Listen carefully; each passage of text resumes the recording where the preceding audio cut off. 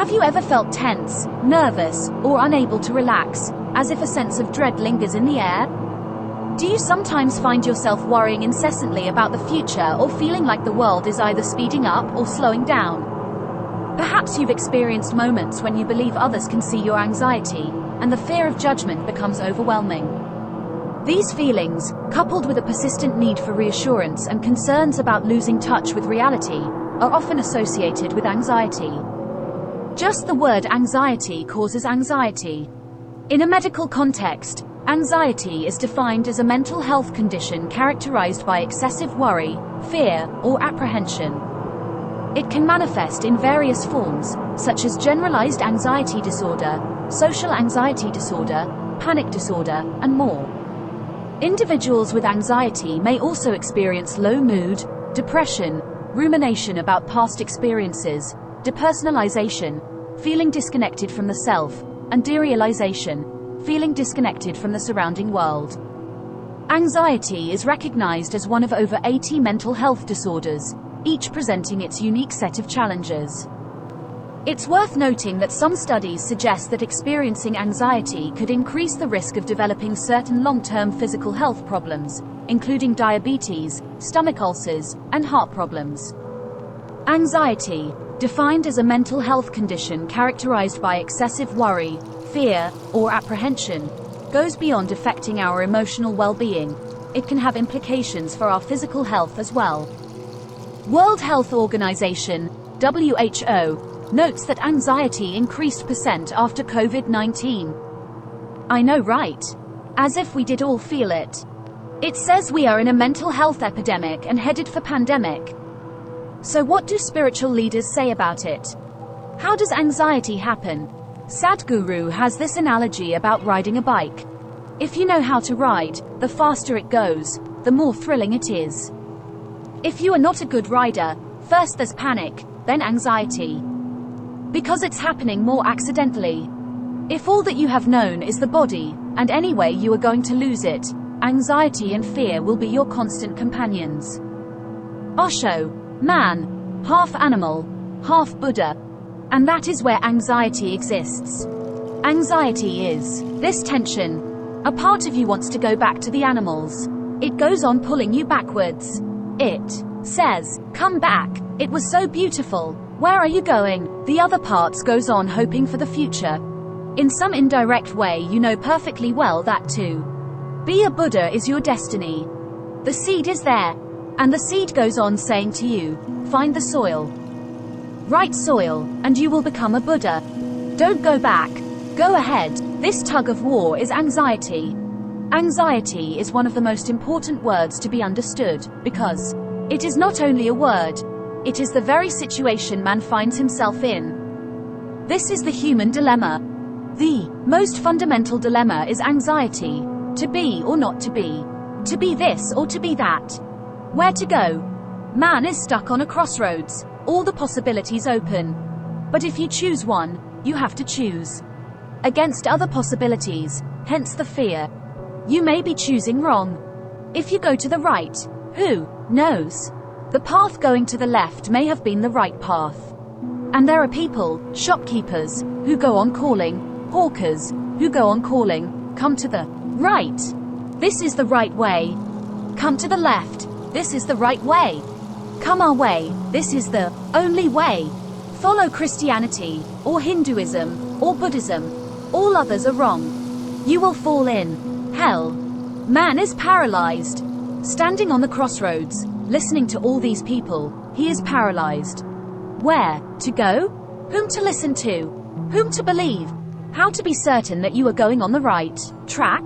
Great suspicion, great doubt, great anxiety. Anxiety enters with the future, because you have to plan. You cannot just go on repeating the old ways of your life. And when you do something new, there is a possibility of a mistake. More possibility of a mistake. The more you try the new, the more anxious you become. That's why, psychologically, America is the most disturbed country, India the most undisturbed. J Krishnamurti. It is our undefined nature that sets us off from other living sentient beings. We are part of nature, but we have no given nature. As Jean-Paul Sartre, the existentialist philosopher, put it, man is free and there is no human nature which I can take as foundational. Other beings are embedded in nature which prescribes their behavior in detail.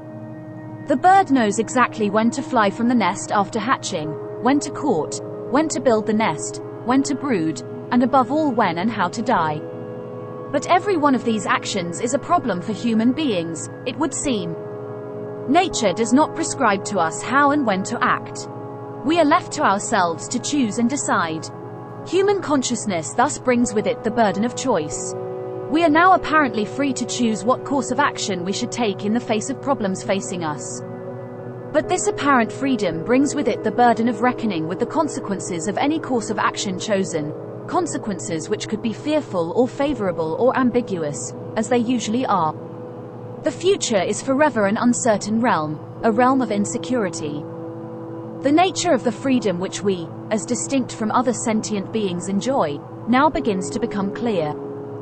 Freedom of choice implies consciousness of the passage of time, past, present and future. And time means anxiety, which is distinct from the immediate fear, which animals seem to feel.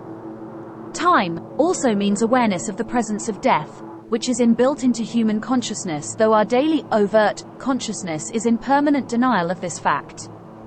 Human fear thus has the distinct dimension of an ever-present anxiety, which has been called anxiety without an object, or angst.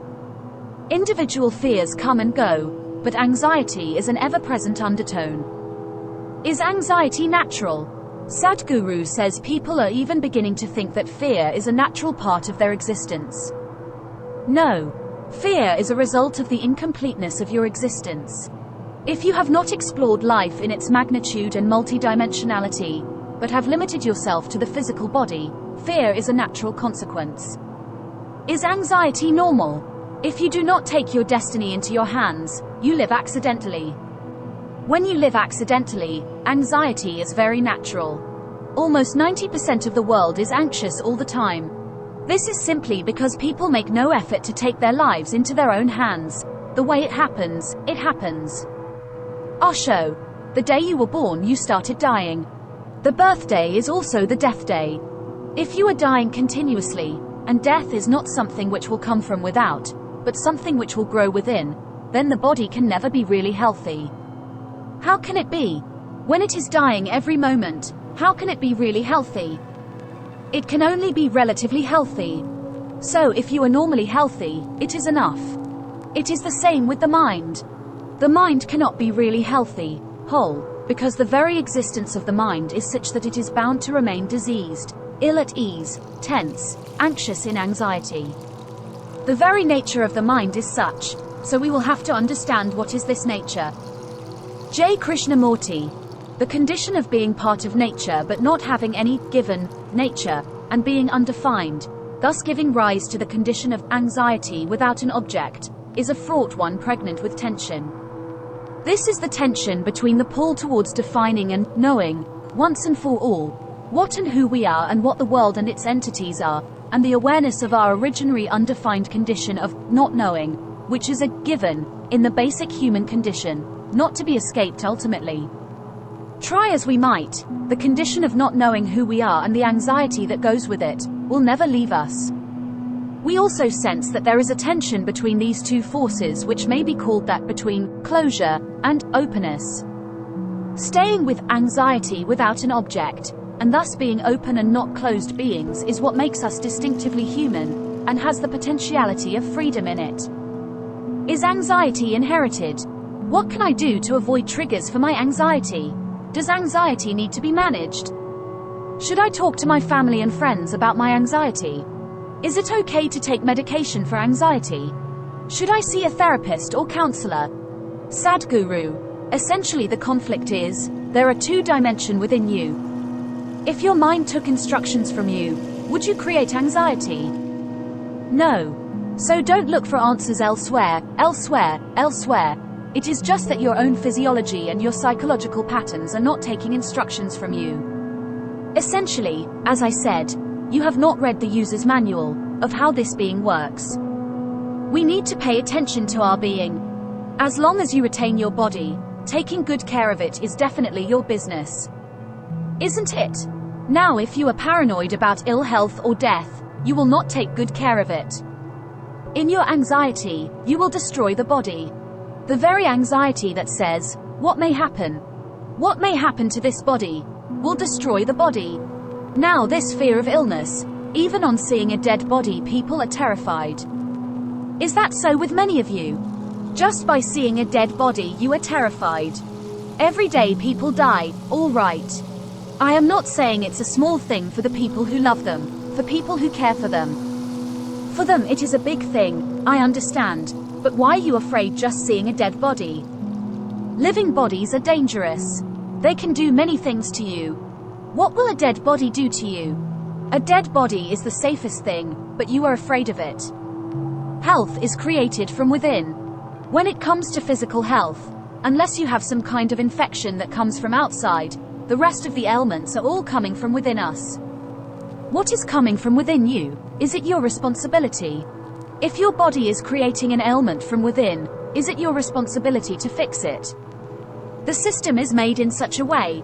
It's too sophisticated. It's a phenomenally complex machine. One needs to pay a certain level of attention to be able to use it for what it is designed for. Otherwise it'll get itself messed up. Now, there may be many factors. There may be genetic factors. There may be sociological factors. There may be growing up issues, various things, but do not ascribe your problems to any of those things. The important thing is just this. You are not able to have your mind the way you want it. That's the only problem you have, isn't it? The moment you ascribe it, I am like this because my father was like that. I am like this because my grandfather's genetics were not okay. You're finished. Because we can't change those guys now. Yes. You can't choose a different father, or a different grandfather now. It's over. But you can transform yourself. There is an intelligence here which can transform a carrot into a human being. That means, every day a new body is being manufactured within you, isn't it?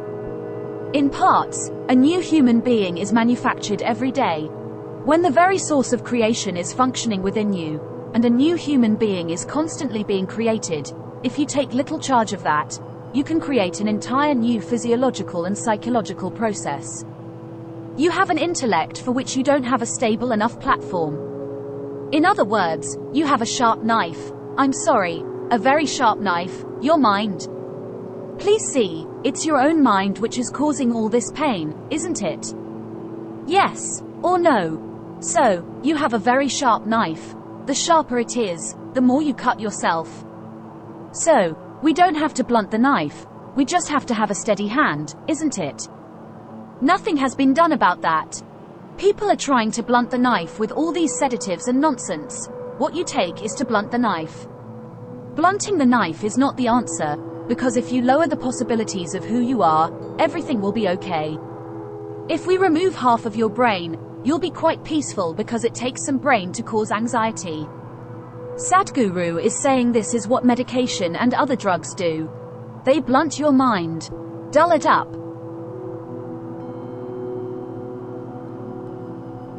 J Krishnamurti. Suppose I am afraid that I shall lose my position, my prestige. I depend on an audience, on you, to bolster me up. I depend on you to give me vitality by talking. I am afraid, as I grow older, I may become senile. I will be faced with nothing and I am afraid. What is this fear? Or I am afraid that I depend on you, a man or a woman, and that dependency makes me attached to you, so I am afraid to lose you. Or I am afraid because I have done something in the past, which I regret or am ashamed of, and I don't want you to know, so I am afraid of your knowing it and I feel guilty. Or I feel terribly anxious about death, about living, about what people say, or don't say, how they look at me. I have a deep sense of foreboding, anxiety, a sense of inferiority.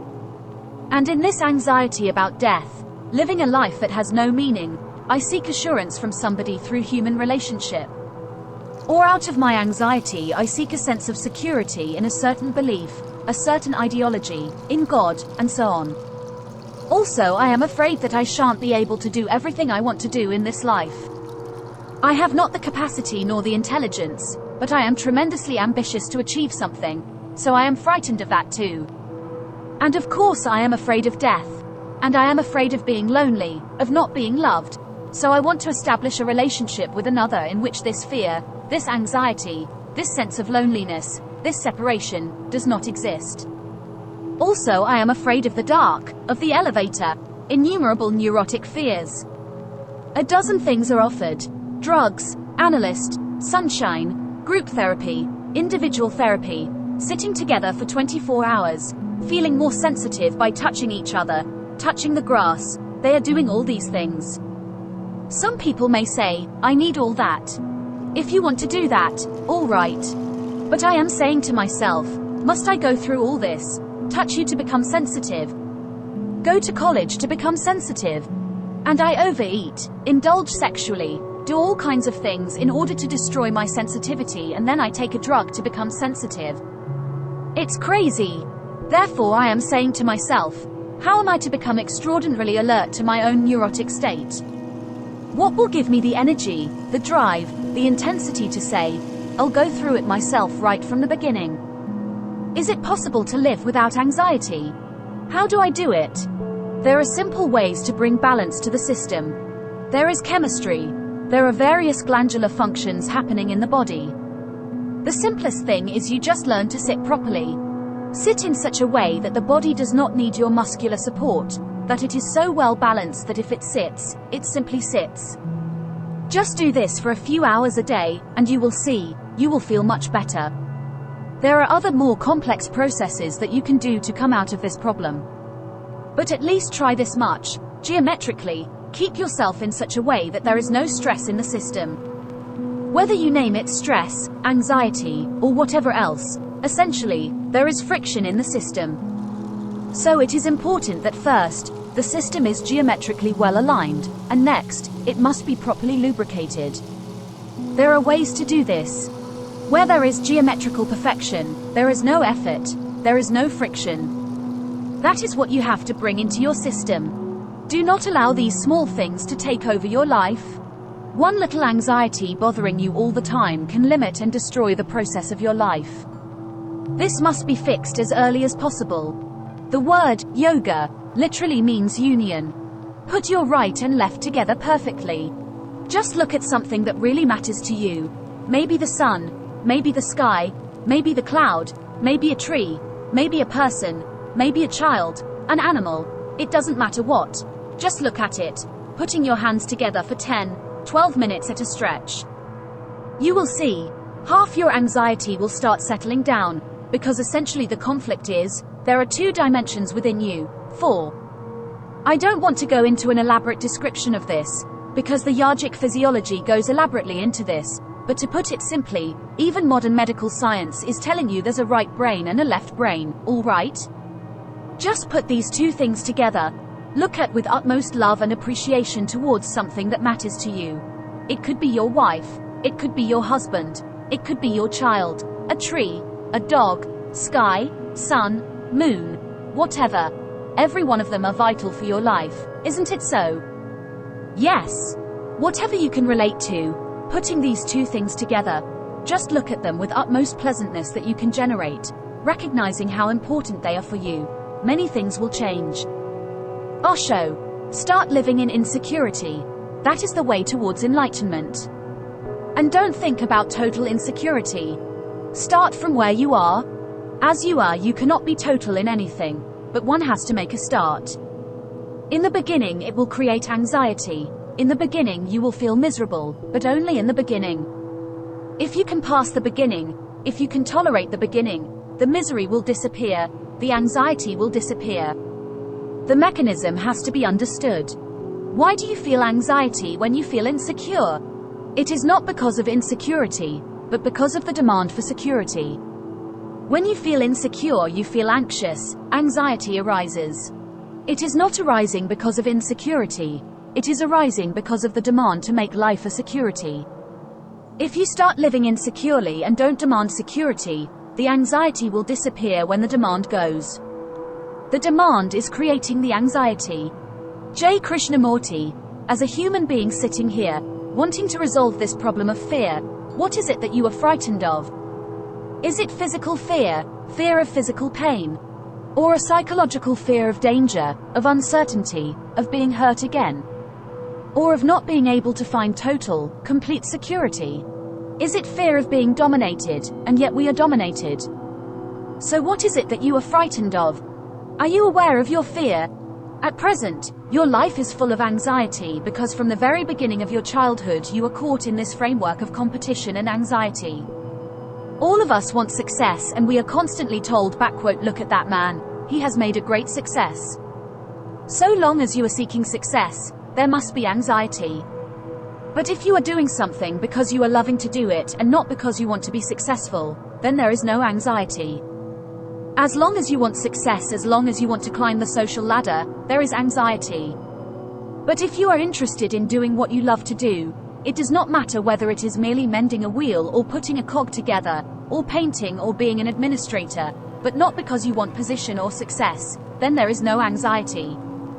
Attention is energy. It doesn't get dissipated. On the contrary, it builds up more and more. It is only when I resist it, when I am inattentive, that I lose energy. If I listen to that aeroplane wholly, I've much more energy. The inattention wastes energy. Journeying through anxiety, insights from spiritual leaders. Have you ever felt that tight grip of tension, the constant worry, or that uneasy feeling you can't shake off? Anxiety can weave itself into our daily lives, casting a shadow that lingers. Let's explore anxiety through the eyes of spiritual leaders who share profound insights on its nature and the transformative journey to inner peace. In the medical world, anxiety is defined as a mental health condition marked by excessive worry, fear, or apprehension. It can take various forms like generalized anxiety disorder, social anxiety disorder, panic disorder, and more, explains the text, setting the stage for a deep dive into this intricate aspect of the human experience.